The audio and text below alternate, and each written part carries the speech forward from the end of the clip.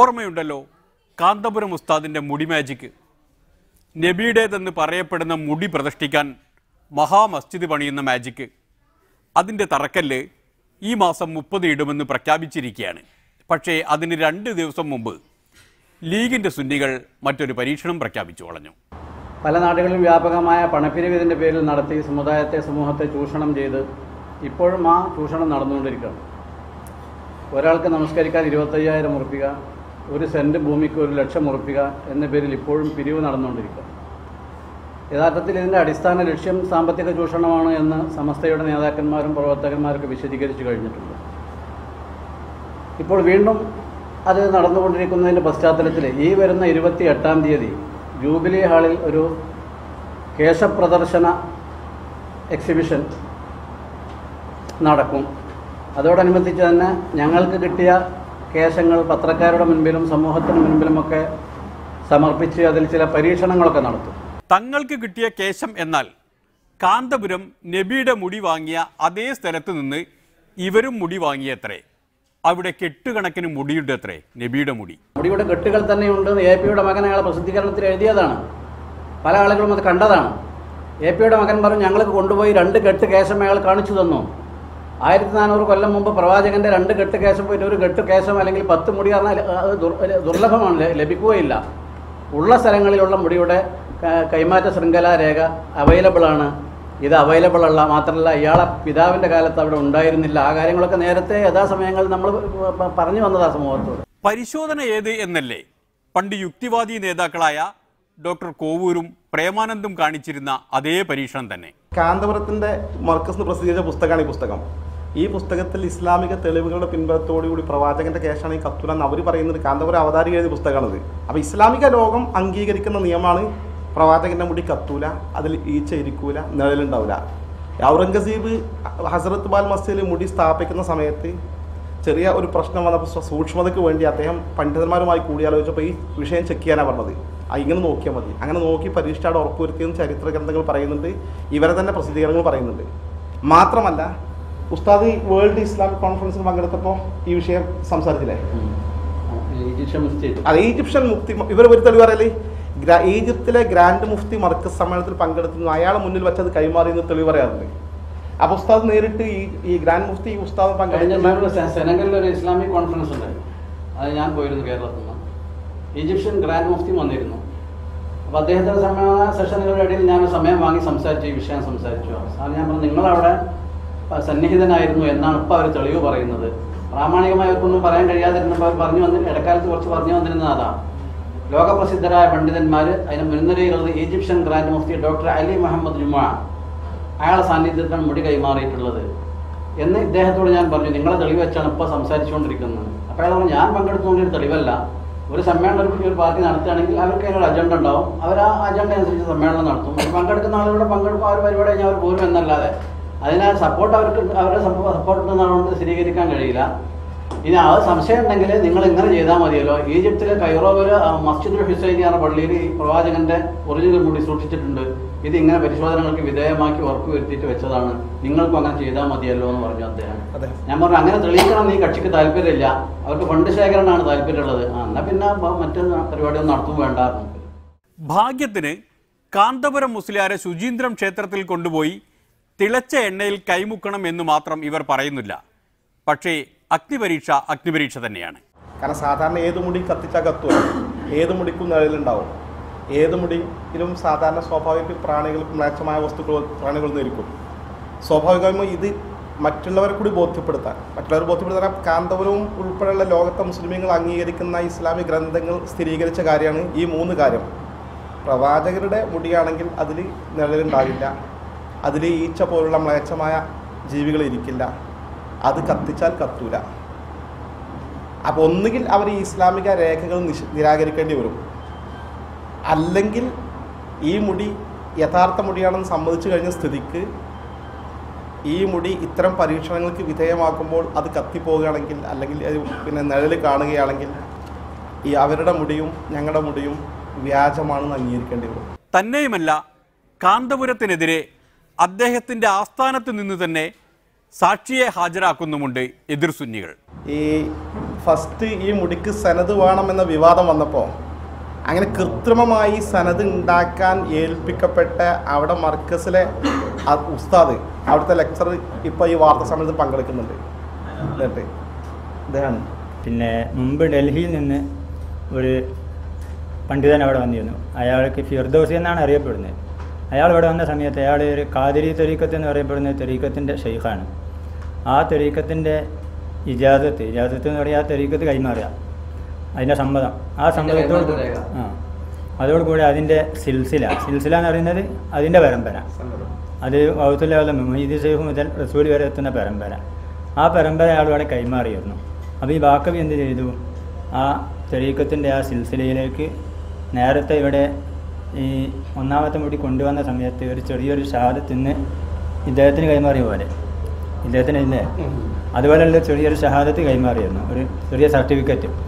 ആ സർട്ടിഫിക്കറ്റിലുള്ള 6 പേരുടെ പേരും ഈ പറയപ്പെടുന്ന സിൽസിലയും രണ്ടും കൂടി കൊളുത്തി ടാക്സ് ചെയ്തു. അങ്ങനെയാണ് ഈ പുതിയ സന്നിധി ഉണ്ടായത്.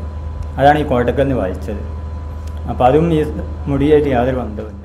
ഇതൊക്കെ കേൾക്കുമ്പോൾ സാധാരണഗതിയിൽ ഏതൊരാൾക്കും തോന്നും കാന്തപുരം AP അബൂബക്കർ മുസ്ലിയാർ ഒരു തട്ടിപ്പുകാരനാണ് എന്ന്. അപ്പം ഞാൻ വ്യക്തമാക്കാൻ ശക്തനാണ്, അശക്തനാണ്. ചില പരിമിതികളുണ്ട് അദ്ദേഹത്തിന്. അത് പബ്ലിക്കായിട്ട് ഞങ്ങളുമായി പങ്കുവച്ചിട്ടുണ്ട്.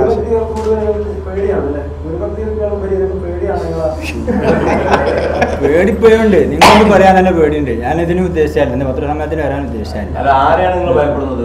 വിശ്വാസപരമായ പേടിയാണോ, അതോ വ്യക്തികളെയാണോ, അതോ ദൈവത്തെയാണോ? എന്താണ് ഭയപ്പെടുന്നതാണ്? ദൈവത്തെയാണെങ്കിൽ എല്ലാവരും ഭയപ്പെടുന്ന രീതിയിലുള്ള പ്രശ്നമാണ്. വ്യക്തികൾ നിങ്ങളെ ഭയപ്പെടുന്നുണ്ടെങ്കിൽ നമുക്ക് അതിനകത്ത് വാർത്തയുണ്ട്. അതാ പറഞ്ഞത്, ഞാൻ പറഞ്ഞല്ലോ, മുസ്ലിം ആ നിലക്കുള്ള പേടിയാണ്, അത് ദൈവത്തിനുള്ള പേടിയാണ്, അത് വേറെ നിലക്കുള്ള പേടിയാണ്. വേറെ നിലക്കുള്ള പേടി എന്നാൽ ചേകന്നൂർ മൗലവിയുടെ കഥയൊക്കെ ഓർത്തിട്ടുള്ള പേടിയാണോ എന്തോ. ഏതായാലും അത്രയങ്ങ് പേടിക്കാൻ മാത്രമില്ല എന്നാണ് ലീഗ് സുന്നികളുടെ നിലപാട്. പൊതു സ്വീകാര്യത കാന്തപുരം വിഭാഗത്തിൽ വർദ്ധിച്ചു വരുന്നു. കൂടെ ഒരുപക്ഷെ അവരുടെ കൂടെ ആളുകൾ നിങ്ങളെ ബാധിച്ചു വരുന്നുണ്ടാവും. പൊതു സ്വീകാര്യത കുറേശ്ശെയായി വർദ്ധിച്ചു വരുന്നുണ്ട്. കാരണം ജനപ്രതിനിധികൾ വരുന്നു, തോൽപ്പിക്കാനും ജയിപ്പിക്കാനും കഴിവുള്ള സംഘടനയൊക്കെയായിട്ട് മാറുന്നുണ്ട്. നിങ്ങളത് ഗൗരവപൂർവ്വം തിരിച്ചാണ്. ഇപ്പോൾ LDF ഇദ്ദേഹത്തിൻ്റെ തനിനിറം മനസ്സിലാക്കി കഴിഞ്ഞു ഓൾറെഡി. ഈ കഴിഞ്ഞ LDFിൻ്റെ ഭരണകാലത്ത് കാന്തപുരത്തിന് ഒന്നും കാര്യമായി നൽകിയിട്ടില്ല. കാരണം ഇയാൾ പോയിക്കോട്ടെ, ഇയാൾ ശരിയാവില്ല എന്നുള്ള നിലക്കാണ്. എത്രത്തോളം വെച്ചാൽ ഒരു മുൻ മുസ്ലിം MP CPMൻ്റെ പക്ഷത്തുള്ള ഞങ്ങൾ പ്രവർത്തകരോട് സംഭാഷണത്തിൽ പറഞ്ഞു, അയാളെ ശൈലൻ എങ്ങനെയാണ്, ആ കാക്കാൻ്റെ വിവരം ഞങ്ങളോട് പറയേണ്ട, എന്നോട് നിങ്ങൾ പറയേണ്ടതാണ്. അയാൾ, ഞങ്ങൾ പേര് വ്യക്തമാക്കുന്നില്ല, അദ്ദേഹം ഞാനൊക്കെ സത്യത്തിൽ പണ്ടൊക്കെ ഈ പള്ളി ദർസിലൊക്കെ പഠിച്ചൊരു ഇസ്ലാമിക ബോധമുള്ള ആളായതുകൊണ്ട് എന്നെ ജയിപ്പിക്കാൻ വേണ്ടി ദുആ ചെയ്യിപ്പിക്കാതെ കുട്ടികളെ കൊണ്ട് പ്രാർത്ഥിപ്പിക്കാറുള്ള ഓർഫൻസിനടുത്ത് കൂട്ടിക്കൊണ്ടുപോയി. നല്ല പ്രാർത്ഥന എടുത്ത് ഞാൻ ആമി എടുത്ത് പോന്നു. ഇത് സത്യമായിരിക്കും എന്ന് വിചാരിച്ചു ആത്മാർത്ഥമായിട്ട്. പിന്നീടാണ് എനിക്ക് മനസ്സിലായത് എൻ്റെ പ്രതിപക്ഷ എതിർ സ്ഥാനാർത്ഥിനി ഇതുപോലെ വേറെ ഡേറ്റ് സ്റ്റേജ് കൊണ്ടുപോയിട്ട് അദ്ദേഹം ജയിക്കാൻ വേണ്ടിയിട്ട് പ്രാർത്ഥിച്ചു. ഇതെങ്ങനെ സംഭവിക്കാം? കാരണം വൈരുദ്ധ്യം ഒരിക്കലും നടക്കുമല്ലോ. ഇതാണ് ഈ കാന്തപുരം. പല കാര്യം പറയേണ്ടത് വിശദമായി പറയുന്നുണ്ട്. പോയി മാത്രമല്ല, ഈ ലീഗിന് കിട്ടിയ 20 സീറ്റിൽ 18 കാന്തപുരത്തോടെ കിട്ടിയത്. അങ്ങനത്തെ കുറെ തമാശ പോലും പറഞ്ഞിട്ടില്ല.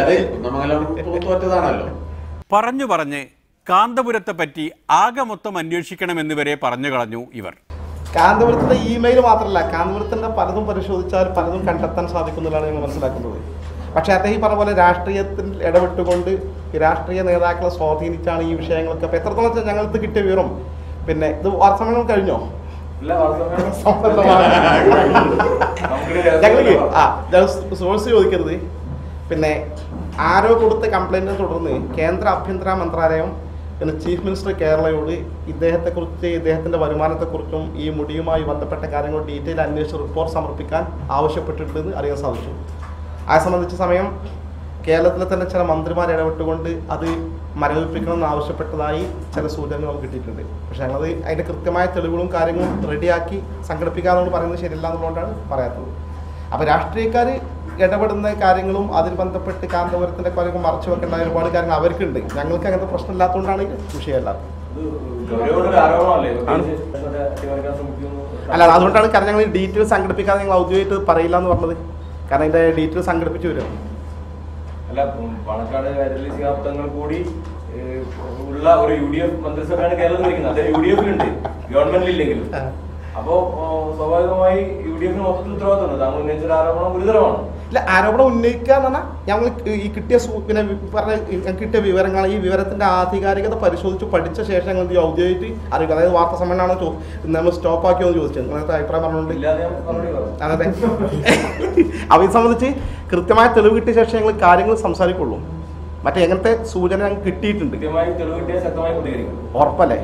കാരണം അതൊരു ഗൗരവമുള്ള വിഷയമാണല്ലോ. കാരണം ഇത്ര ഒരു വിഷയത്തിലൊരു അന്വേഷണം വേണമെന്ന് പറഞ്ഞിട്ട് അത് മരവിപ്പിച്ചു. അത് പ്രത്യേകിച്ചും ഒരു പ്രഗത്ഭ മുഖ്യമന്ത്രി, അതും ചില മന്ത്രിമാർ ഇടപെട്ട് എന്നാണ് ഗൗരവ വിഷയമാണ്. പക്ഷേ ഞങ്ങൾക്കത് വിശ്വസിക്കാവുന്ന തരത്തിലുള്ള അതിൻ്റെ രേഖകളും തെളിവുകളും അന്വേഷിച്ചുകൊണ്ടിരിക്കുകയാണ്. കിട്ടിയ ശേഷം മുഖ്യമന്ത്രിക്കാണ് പിന്നെ കേന്ദ്ര ആഭ്യന്തര മന്ത്രാലയം അന്വേഷണ റിപ്പോർട്ട് സമർപ്പിക്കണമെന്ന മെസ്സേജ് കൊടുത്തു എന്നാണ് കിട്ടിയ സൂചന. അന്നും നമ്മൾ അന്വേഷിച്ചുകൊണ്ടിരിക്കുകയാണ് ആരാണ് എന്നുള്ളത്. എങ്ങനെ അതിൻ്റെ ഡേറ്റും അതിൻ്റെ എന്നാണ് ഈ മെസ്സേജ് കേന്ദ്ര ആഭ്യന്തര മന്ത്രാലയം കൊടുത്തതെന്നും മുഖ്യമന്ത്രി എത്ര ദിവസമായിട്ടാണ് ഇത് അന്വേഷണം നടത്താതിരുന്നിട്ടുണ്ടെന്ന് സത്യമാണോ എന്നൊക്കെ ഇവിടെ മന്ത്രിമാർ ഇടപെട്ടുള്ള കൃത്യമായ വിവരങ്ങൾ ശേഖരിച്ചാൽ പറയും. കേരളത്തിൽ ഒരു കേന്ദ്ര ആഭ്യന്തര സഹമന്ത്രി ഉണ്ട്, അദ്ദേഹമായിട്ട് ബന്ധപ്പെട്ടിരുന്നോ? അന്വേഷിക്കേണ്ടതാണ്. ഇല്ല, ഞങ്ങൾ ഈ തരത്തിലുള്ള അന്വേഷണം വേറെ മന്ത്രിമാരോട് നേരിട്ട് അന്വേഷിക്കുന്നതിന് പകരം മറ്റു ചില തലങ്ങളാണ് ഞങ്ങൾ അന്വേഷിക്കുന്നത്. മന്ത്രിമാരോടല്ലല്ലോ അന്വേഷിക്കേണ്ടത് ശരിക്കത്. കേന്ദ്ര ആഭ്യന്തര മന്ത്രാലയം മുഖ്യമന്ത്രി സന്ദേശം അയച്ചു എന്നുള്ള കാര്യം ഉറപ്പാണ്. ഇല്ല, അയച്ചു എന്ന കാര്യവും അത് എന്ന് അയച്ചു എന്നും ആർക്ക് അയച്ചു എന്നും അയച്ചിട്ടുണ്ടെന്നാണ് കറക്റ്റ് ആണെന്നും അത് കിട്ടിയ ശേഷം ഇതിൽ ഇടപെട്ടിട്ടുണ്ടോ മന്ത്രിമാർ എന്നുള്ള കാര്യം കിട്ടിയ വിവരമാണ്. ഞങ്ങൾക്ക് ആ വിവരം ആധികാരികമാണെന്ന് അന്വേഷണം ഉറപ്പുവരുത്തിയ ശേഷം ഇതേ ഉള്ളൂ അത് സംബന്ധിച്ച് കൂടുതൽ പ്രതികരിക്കുള്ളൂ. ആരെന്ത് അന്വേഷിച്ചാലും ശരി, 5 കൊല്ലത്തേക്ക് കാന്തപുരം സുരക്ഷിതനാണ്. ഇപ്പം ഭരണം വന്നു കഴിഞ്ഞു, എനിക്ക് നന്നായിട്ട് സുഖമായിട്ട് അവർ 5 കൊല്ലം ഭരിക്കട്ടെ, അതിനുള്ള സൗകര്യങ്ങൾ നിങ്ങളും നമ്മളും ഒക്കെ ചെയ്തു കൊടുക്കുക. അവിടുന്ന് അങ്ങോട്ട് അന്നത്തെ കാലത്തിനനുസരിച്ച് നമുക്ക് നോക്കാം. 5 കൊല്ലത്തേക്ക് ഇൻഷൂർ ചെയ്തിട്ടാണ് കാന്തപുരം ഗ്രൂപ്പിന്റെ കളി. അത് പൊളിക്കാൻ തൽക്കാലം ആർക്കും കഴിയുമെന്ന് ഡെമോക്രസിക്ക് തോന്നുന്നില്ല. ഈ കളി ഇവിടെ തീരുന്നു. ഇനി കാണും വരെ നന്ദി, നമസ്കാരം.